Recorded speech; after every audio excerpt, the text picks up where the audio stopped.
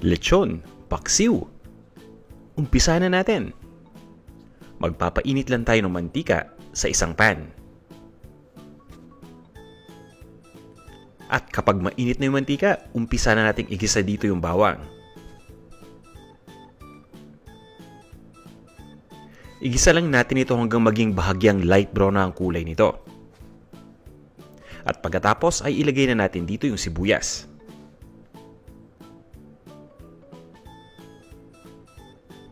Puting sibuyas ang gamit ko dito na hiniwa ko lang ng maliliit na piraso. Ituloy lang natin ang pag-isa hanggang sa tuluyan ng lumambot yung sibuyas.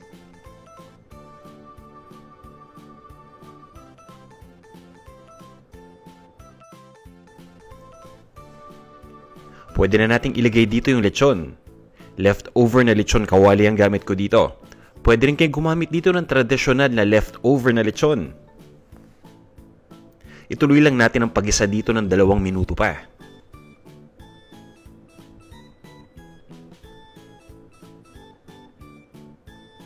Maglalagay lang ako dito ng pork broth.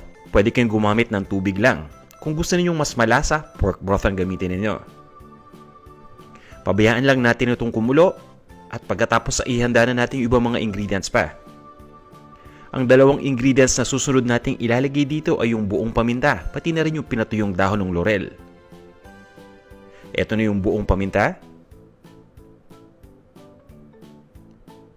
At yung dried bay leaves o yung pinatuyong dahon ng laurel. Haluin lang natin ito.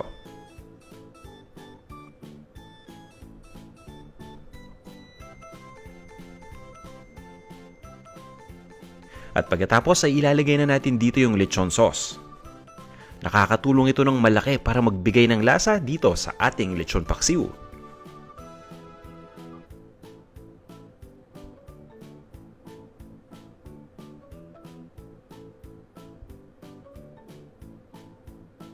Haluin lang natin itong mixture.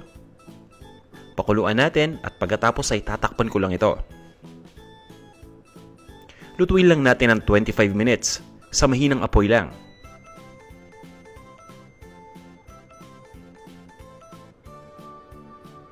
Makalipas ang 25 minutes, ilalagay na natin dito yung suka. Dahil nga paksiw itong dish na niluluto natin, hindi nawawala ang suka dito. At ang gamit ko ay sukang puti o yung tinatawag na white vinegar. Pwede rin kayong gumamit ng cane vinegar dito. Pabayaan lang natin na kumulo yung liquid. Pagkatapos ay haluin lang natin ito.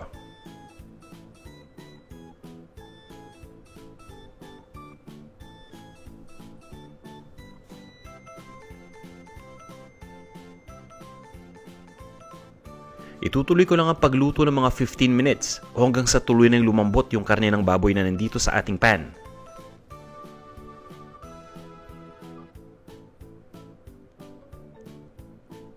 At pagkatapos ay maglalagay lang ako dito ng asukal. Asukal na puti ang gamit ko dito. At konti lang munang ilagay natin. Tikman muna natin kung tama na yung tamis. Kapag sinobrahan kasi natin, mas mahirap natin itong i-adjust. Haluin lang natin itong mixture. At halos tapos na tayo. Ituloy lang natin ang pagluto dito ng 3 minuto pa. At titimplahan lang natin ito ng asin. Ngayon ay ready na itong ating lechon paksiw kung gusto niyo na medyo marami ang sauce. Pero ang gusto ko dito yung konting sauce lang. Kaya lulutuin ko pa ito ng between 5 to 8 minutes para mag-evaporate lang yung sauce at mag-reduce ito. Pagkatapos ay ilipat lang natin ito sa isang serving bowl. At iserve na natin.